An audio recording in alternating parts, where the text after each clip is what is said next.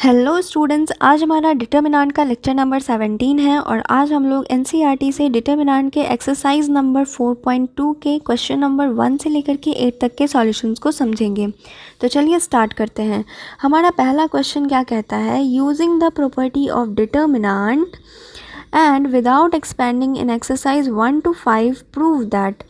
1 से लेकर के 5 तक के क्वेश्चन में हमें प्रूव करना है, इतना तो पता चल गया। कैसे प्रूव करना है, बिना एक्सपेंड किए हुए। एक्सपेंड आप करते थे ना, प्लस माइनस प्लस इस तरह से कर करके आपने एक्सपेंड किया हुआ है बहुत सारे क्वेश्चंस में। तो अब ये चीज़ को यूज़ नहीं करना है, यहाँ पे हमको सिर्फ क्या यूज़ करना है, प्रॉपर्टी को यूज़ करना है। प्रॉपर्टी को यूज़ करते हुए सारे क्वेश्चंस को प्रूव करना है, ठीक है। तो चलो देखते हैं कैसे करते हैं इसको। फर्स्ट क्वेश्चन में दिया हुआ है एक डिटर्मिनेंट है और इसको प्रूव करना है कि इसका जो वैल्यू होगा, इस डिटर्मिनेंट का जो वैल्यू होगा वो 0 होगा, ये प्रूव करना है। सबसे पहले हम लोग ऑपरेशन लगाएंगे। पहला ऑपरेशन मैंने यहाँ पे लगाया है कि C3 is equal to C3 minus C2।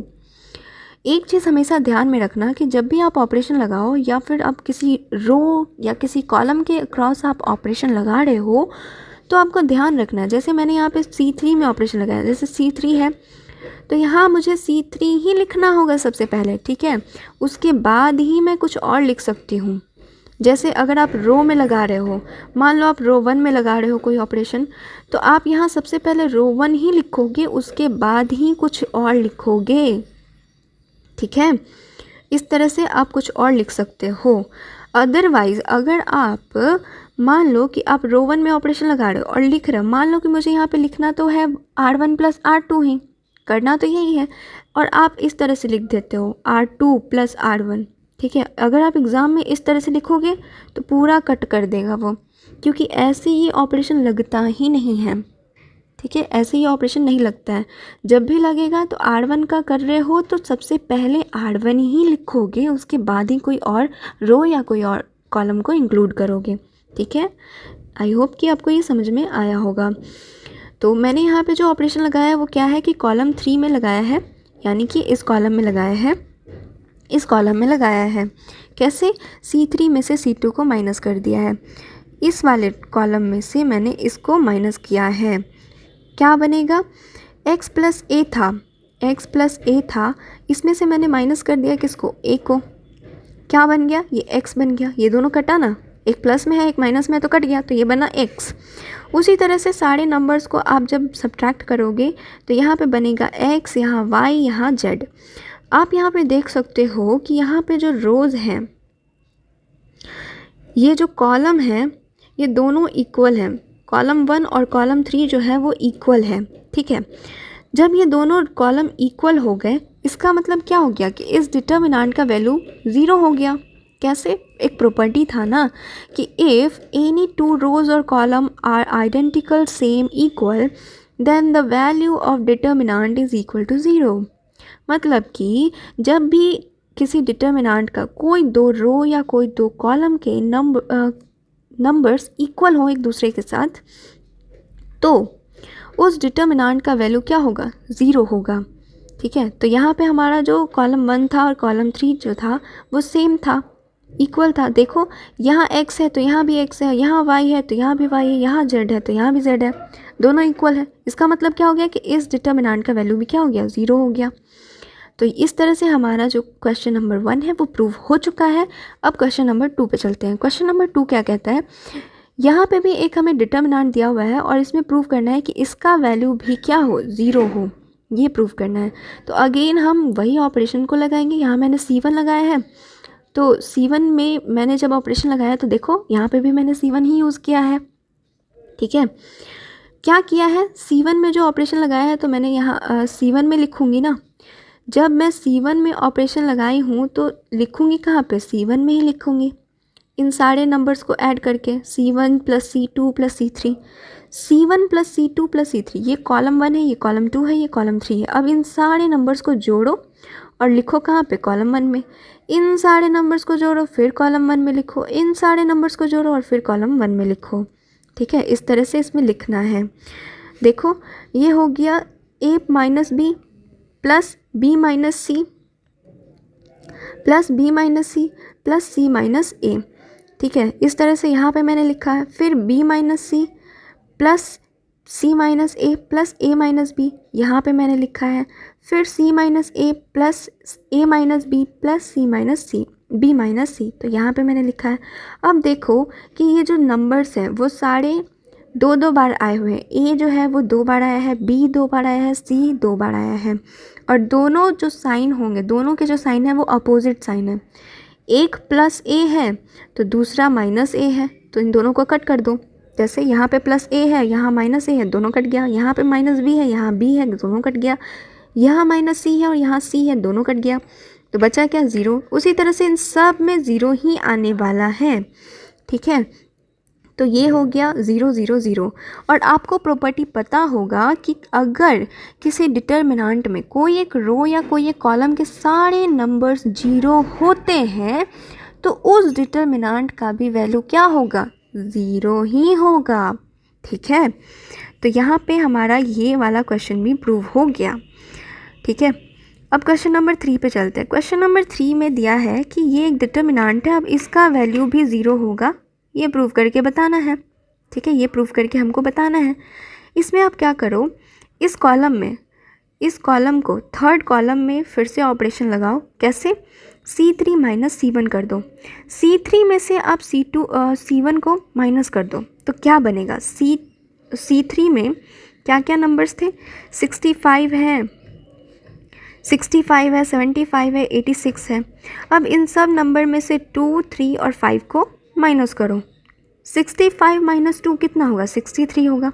75 minus 3 72 होगा। 86 माइनस 5 81 होगा। तो अब जो नंबर्स आएंगे वो ये हो गए, ठीक है। ये एक नया डिटर्मिनेंट बना। अब आप देखो कि ये जो 63 है, 72 है और 81 है वो एक मल्टीपल है किसका? 9 का मल्टीपल है ना।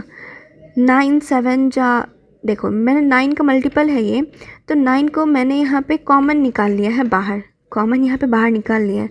बचा क्या क्या यहाँ पे? 9 7 जा होता है 63, 9 8 जा होता है 72 एंड 9 9 जा होता है 81। तो 9 को मैंने कॉमन निकाल लिया है, बचा क्या क्या? 7 8 और 9। और यहाँ भी आप देखो कि कॉलम 2 और कॉलम 3 जो है वो सेम है, तो इस डिटर्मिनेंट का वैल्यू क्या होगा? 0 होगा। और 9 इंटू 0 इज़ इक्वल टू 0। तो ये भी हमारा प्रूव हो गया है। क्वेश्चन नंबर 4 क्या कहता है कि ये डिटर्मिनेंट दिया हुआ है और इसका भी वैल्यू 0 होगा, ये प्रूव करके बताना है। चलो प्रूव करते हैं।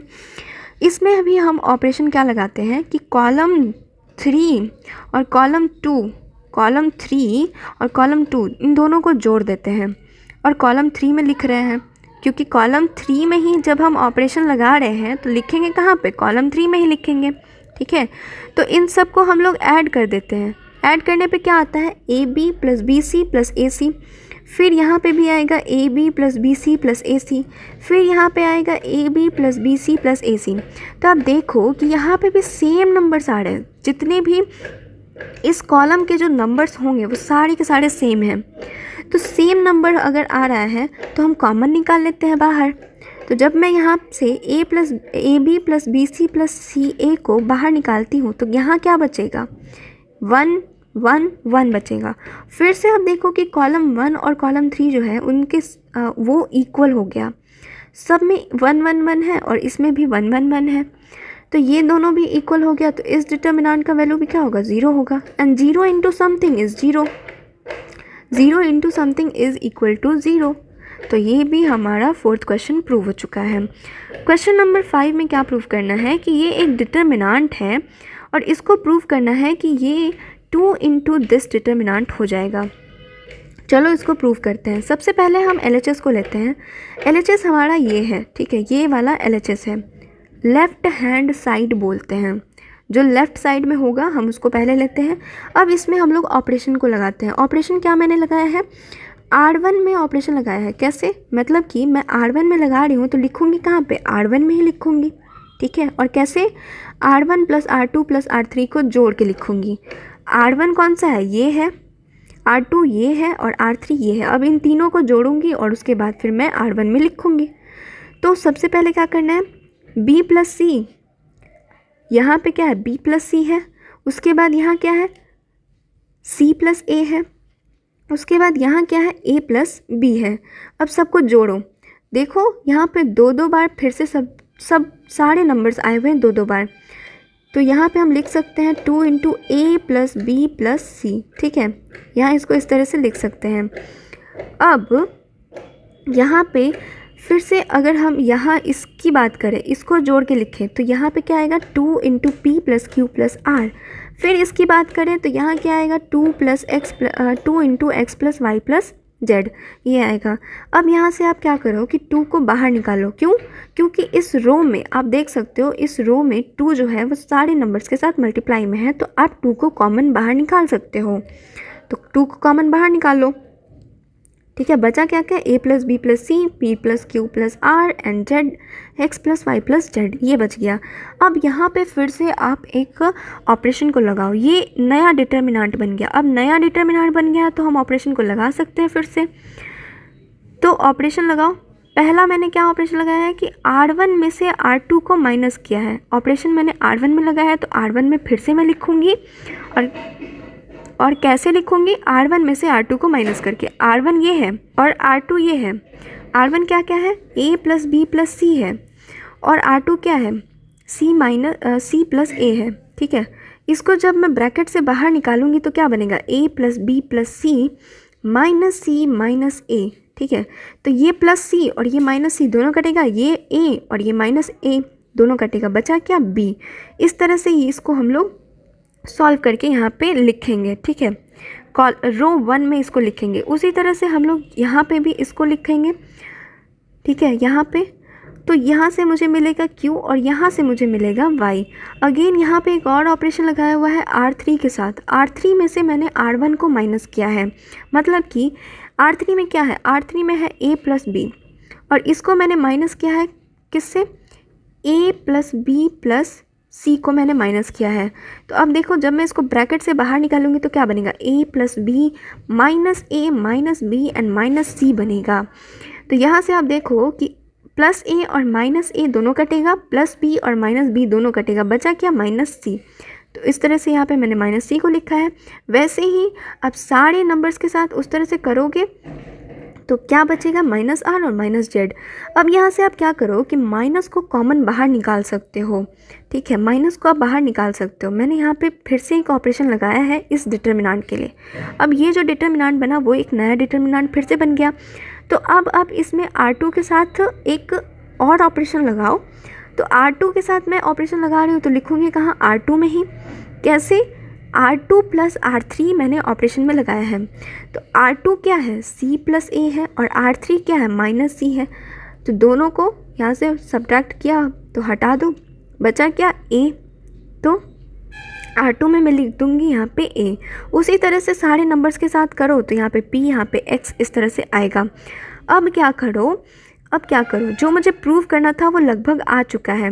बस क्या होना चाहिए था? A, P और X को रो 1 में होना चाहिए था। तो आपको पता होगा कि जब आप ऑड इंटरचेंज करते हो, ऑड नंबर ऑफ चेंज करते हो डिटर्मिनेंट में, तो बाहर में आपको एक नेगेटिव साइन बाहर लगाना पड़ता है, ठीक है। और एक नेगेटिव साइन पहले से ही होगा बाहर। कैसे? देखो, मैं क्या करती हूँ कि ये जो नेगेटिव साइन है माइनस C माइनस R और माइनस Z जो है उसको मैं बाहर ले लेती हूँ। तो यहाँ -2 आएगा। बचा क्या क्या? B Q Y A P X C R Z, ये बच गया, ठीक है। तो अब क्या करना है? अब मुझे A P X को रो 1 में ले जाना है, यानी कि हमको सिर्फ एक इंटरचेंज करना है। तो एक इंटरचेंज क्या हो गया? एक अगर चेंज कर रहे हो, यानी एक जो होता है वो ऑड नंबर होता है, यानी कि आप ऑड नंबर ऑफ चेंज कर रहे हो, तो आपको एक नेगेटिव साइन बाहर फिर से लगाना पड़ेगा, ठीक है। तो मैं जब यहाँ बाहर एक और नेगेटिव साइन लगाऊंगी तो ये हो जाएगा +2 हो गया, और ये ऊपर चला गया A P X, फिर हो गया B Q Y और C R Z। तो इस तरह से ये क्वेश्चन भी हमारा प्रूव हो चुका है। अब क्वेश्चन नंबर 6 की तरफ चलते हैं। क्वेश्चन नंबर 6 क्या कहता है? By using property of determinant in exercise 6 to 14 so that. So करना है कि डिटर्मिनेंट के प्रॉपर्टी से हमें 6 से लेकर के 14 तक के क्वेश्चंस को प्रूव करना है, सो करना है। अब यहाँ पे एक चीज़ नहीं दिया है कि विदाउट एक्सपेंडिंग, ऐसा कुछ नहीं लिखा हुआ है यहाँ पे। हम यहाँ पे एक्सपेंड कर सकते हैं कुछ कुछ चीज़ को, ठीक है, यहाँ पे हम कुछ चीज़ को एक्सपेंड कर सकते हैं, ठीक है। अब चलो करके देखते हैं। फर्स्ट क्वेश्चन दिया हुआ है, ये फर्स्ट क्वेश्चन क्या है, ये दिया हुआ है और इसको बताना है कि ये 0 के इक्वल होगा, प्रूव करना है। तो सबसे पहले क्या करेंगे, यहाँ पे बच्चा ये C1 होगा, ये C2 होगा और C3 होगा, ठीक है। नोट कर लेना, यहाँ गलत से मिसप्रिंट हो गया है, ठीक है। अब क्या करो कि C1 में आप C से मल्टीप्लाई करो, C2 में आप B से मल्टीप्लाई करो और C3 में आप C से मल्टीप्लाई करो, ठीक है। तो क्या बनेगा, देखो C1 में आप A से मल्टीप्लाई करो तो क्या बना, 0 A plus B, sorry AB minus AB, फिर AC minus AC, 0 minus AC, फिर BC और 0। अब जब आप कॉलम में आप किसी भी चीज़ को मल्टीप्लाई कर रहे हो तो बाहर में आपको उसको डिवाइड भी करना होगा, ठीक है। बाहर में आपको डिवाइड करना होगा, जैसे मैंने A से मल्टीप्लाई किया है, B से मल्टीप्लाई किया है और C से मल्टीप्लाई किया है, तो बाहर में मुझे A B C से मल्टीप्लाई करके डिवाइड करना होगा, A B C से डिवाइड करना होगा, ठीक है। अब क्या करो, यहाँ से आप A B देखो ये 0 है और यहाँ AB है, यहाँ AB है, तो इसको बाहर निकाल लो। यहाँ AC है, यहाँ AC है, इसको भी बाहर निकालो। BC है, बाहर निकालो। मैंने क्या किया, taking out AB, AC and BC common respectively from R1, R2 and R3। R1 से आप AB को बाहर निकालो, R2 से आप AC को बाहर निकालो एंड R3 से आप BC को बाहर निकालो। तो क्या बन जाएगा, AB, AC, BC ये सब मल्टीप्लाई में है, मल्टीप्लाई में है तो ये स्क्वायर बन जाएगा। कैसे हुआ, क्योंकि हर एक नंबर 2 बार आया हुआ है, A है, B है, C है और C है, तो इसको हम स्क्वायर में लिख सकते हैं। बचा क्या, बचा इतना। अब इतने पार्ट को आप एक्सपैंड करके सॉल्व करोगे तो क्या आता है, 0 आता है और यहाँ से आप इसको कट करोगे तो ये ABC आएगा। 0 इंटू समथिंग इज़ 0, ठीक है। तो ये हमारा प्रूव हो गया क्वेश्चन नंबर 6। अब उसी तरह से क्वेश्चन नंबर 7 को प्रूव करते हैं। क्वेश्चन नंबर 7 में क्या प्रूव करना है कि ये एक डिटर्मिनेंट दिया हुआ है और इसको प्रूव करना है कि ये 4A² B² C² के बराबर होगा। कैसे, चलो देखते हैं। यहाँ से क्या करो कि सबसे पहले आपको यहाँ पे दिख रहा होगा -A² है, यहाँ AB है, यहाँ AC है, सब में A आ रहा है, तो सब में से, और यहाँ पे देखो यहाँ पे B आ रहा है सब में, यहाँ पे C आ रहा है सब में, तो सब में से क्या करो ना कि रो 1, रो 2 और रो 3 में से A B C को कॉमन बाहर निकाल लो, ठीक है। तो बाहर निकाला तो A B C आ गया, बचा जो उसको इस तरह से लिखो। अब जो बच गया यहाँ पे आप देखो कि यहाँ कॉलम में A आ रहा है, यहाँ अब कॉलम 2 में B आ रहा है, कॉलम 3 में C आ रहा है। तो अब एक बार फिर से आप कॉलम 1, कॉलम 2 और कॉलम 3 से A B C को बाहर निकाल लो, तो फिर से ये मल्टीप्लाई में हो जाएगा ABC इंटू ABC, और बचा हुआ जो पार्ट है वो ये डिटर्मिनेंट है, और आप जब इसको सॉल्व करोगे तो यहाँ से आएगा 4, यहाँ से वैल्यू आएगा 4, तो 4 इंटू ABC का होल स्क्वायर हो जाएगा, और इस तरह से ये हमारा प्रूव हो चुका है। क्वेश्चन नंबर 8 में 2 पार्ट है। पहला पार्ट क्या है, इस डिटर्मिनेंट को प्रूव करना है कि इसका वैल्यू कितना होगा, इतना होगा। तो यहाँ पे सबसे पहले हम ऑपरेशन को अप्लाई करते हैं। कैसे, तो R1 में से जब हम R2 को माइनस कर दें, हम यहाँ पे R1 में ऑपरेशन लगा रहे हैं, यानी कि R1 को हम चेंज कर रहे हैं। कैसे, R1 माइनस R2 करके, R1 में से जब मैं R2 को माइनस करूँगी तो क्या बनेगा, 1 में से 1 को माइनस करूँगी तो 0 बनेगा, A में से B को माइनस करूँगी तो A minus B, and A² में से B² को माइनस करूँगी तो A² माइनस B²। और मैंने कहाँ लिखा है, R1 में लिखा है। क्यों लिखा है, क्योंकि मैंने R1 में ऑपरेशन लगाया था, ठीक है। उसी तरह से यहाँ पे एक और ऑपरेशन लगा हुआ है R2 के साथ। R2 में क्या है कि R2 माइनस R3 करना है, यानी कि रो 2 में से रो 3 को माइनस करना है। फिर से आप देखो कि 1 में से 1 को माइनस करोगे तो 0 होगा, B में से C को माइनस करोगे तो B माइनस C होगा, B² में से C² को माइनस करोगे तो होगा B² माइनस C²। अब यहाँ पे इस तरह से उसको छोड़ दो, ठीक है। अब क्या करो, अब देख सकते हो यहाँ पे आपको एक फॉर्मूला पता होगा A माइनस B का होल स्क्वायर का। सॉरी, ए स्क्वायर माइनस बी स्क्वायर क्या होता है पता है? ए स्क्वायर माइनस बी स्क्वायर होता है ए माइनस बी इंटू ए प्लस बी, ये होता है। तो यहाँ पे यही चीज़ लिखा गया होगा, मैंने लिखा नहीं है, ये चीज़ लिखा जाता है। और वहाँ से आप देख सकते हो कि a माइनस बी यहाँ पर भी है और a माइनस बी यहाँ पर भी आएगा ना। तो अब क्या करना है कि यहाँ से आप कॉमन निकालो a माइनस बी को, ठीक है। फर्स्ट रो से आप a माइनस बी को कॉमन निकालो, सेकेंड रो से क्या करो, b माइनस सी को कॉमन निकालो। ये इतना निकल गया कॉमन पार्ट बाहर। अब जो बच गया है पार्ट उसको आप सॉल्व करो, एक्सपैंड करके उसको सॉल्व करो। सॉल्व करोगे जब तो यहाँ पे आता है b minus C minus of a plus B, ठीक है। इस तरह से है b plus C minus a plus B, ठीक है। अब इसको जब आप ब्रैकेट से बाहर निकालोगे तो क्या बनेगा, b plus C minus a minus b। तो ये प्लस बी और ये माइनस बी दोनों कटेगा, बचा क्या, c माइनस a। तो ये बन गया हमारा a minus B, b minus C and c minus a। इस तरह से हमारा फर्स्ट पार्ट यहाँ पे प्रूव हो चुका है। सेकंड पार्ट को देखो, सेकंड पार्ट में क्या है, सेकंड पार्ट में दिया हुआ है ये एक डिटर्मिनेंट और इसको प्रूव करना है कि ये इसके बराबर होगा। तो चलो इसमें भी हम लोग ऑपरेशन लगाते हैं। हम लोग ऑपरेशन कर रहे हैं बच्चा, हम लोग डॉक्टर बन गए, ठीक है। देखो यहाँ पे ऑपरेशन लगाते हैं। पहला ऑपरेशन हम लगा रहे हैं कॉलम 1 के साथ। कॉलम 1 में लगा रहे हैं तो लिखेंगे कहाँ पे, कॉलम 1 में ही लिखेंगे ना, ठीक है। उसमें क्या करना है कि C1 में से आपको C2 को माइनस करना है, कॉलम 1 में से कॉलम 2 को माइनस करना है और कॉलम 1 में ही लिखना है। तो 1 माइनस 1 क्या होगा, 0 होगा। a माइनस बी क्या होगा, a माइनस बी, और a cube minus B cube, यहाँ पे लिख दो a cube minus B cube. उसी तरह से आप कॉलम 2 में लगाओ कि कॉलम 2 माइनस कॉलम 3 है, तो 1 minus 1 0, b minus C is b minus C and b cube minus b C cube. तो यहाँ पे b cube minus C cube मैंने लिखा है और बाकी का इस तरह से। अब देखो कि यहाँ पे भी आता है a cube minus B cube. आपको पता होगा a cube minus B cube का क्या फॉर्मूला होता है, पता है? ये होता है a minus B into A square plus B square plus A B. इस तरह से यहाँ पे लिखा जाता है, ठीक है। इस तरह से एक स्टेप मैंने छोड़ दिया है, नहीं किया है मैंने, देखो यहाँ पे मैंने लिखा है। अब क्या करो कि इस कॉलम में से और इस कॉलम में से क्या क्या बाहर निकालोगे कॉमन। इस कॉलम में से, फर्स्ट कॉलम में से बाहर निकाल लो a माइनस बी को, सेकेंड कॉलम में से आप बाहर निकालो किसको, b माइनस सी को, ठीक है। निकाल लिए बाहर, तो यहाँ पे इसको लिखो।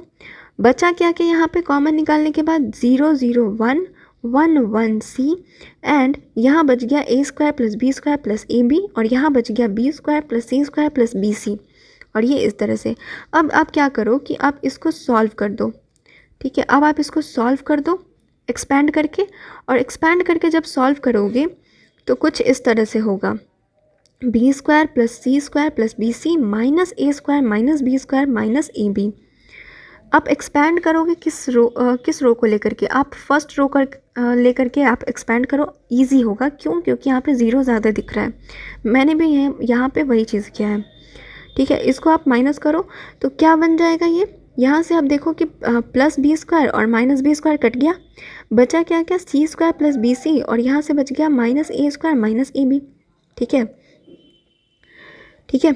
तो क्या हो गया, ये यहाँ से मिलेगा आपको C square minus A square, इन दोनों को एक साथ रख लो, plus B C minus A B. अब इन दोनों को एक साथ रखो और b को कॉमन निकालो, तो बचा क्या, c माइनस ए। अब यहाँ से आप c माइनस ए और c माइनस ए सबको कॉमन निकाल लो, बचेगा यहाँ पे देखो c square minus A square क्या होगा, c माइनस ए, और c प्लस ए होता है, तो यहाँ से बच जाएगा c प्लस ए और यहाँ बच गया b, तो c प्लस ए प्लस बी यहाँ पे बचा हुआ होगा। आंसर क्या प्रूव हो गया हमारा, a minus B, B minus C, C minus A and A plus B plus C. हमारा LHS आ गया, सॉरी RHS आ गया है। तो इस तरह से हम लोग इसको प्रूव करते हैं।